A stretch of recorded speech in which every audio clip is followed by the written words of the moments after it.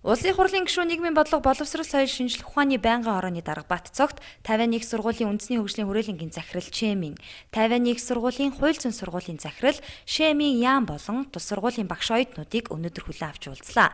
51 их сургуулийн үндэсний хөгжлийн хүрээлэнгийн захирал Чэмийн уулзалтын эхэнд хүлээн авч уулзсанд талархал илэрхийлээд Монгол улсад анх удаа айлчилж байгаагаа дуулгасан юм а.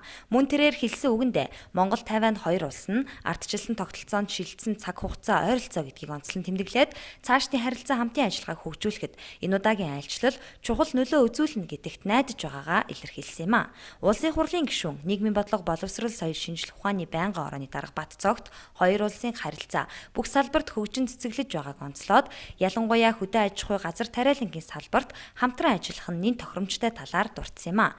Дараа нь тэрээр улсын хурлын бүтэц бүрэлдэхүүний талаар дэлгэрэнгүй танилцуулж багш оюутнуудын асуултанд хариулт өглөө. Манай улсын соёл урлаг тэр дундаа ардын урлаг, уртын дуу, хөөмийг оюутнууд ихэд сонирхож байгаагаа энэ үеэр илэрхийлсэн юм а.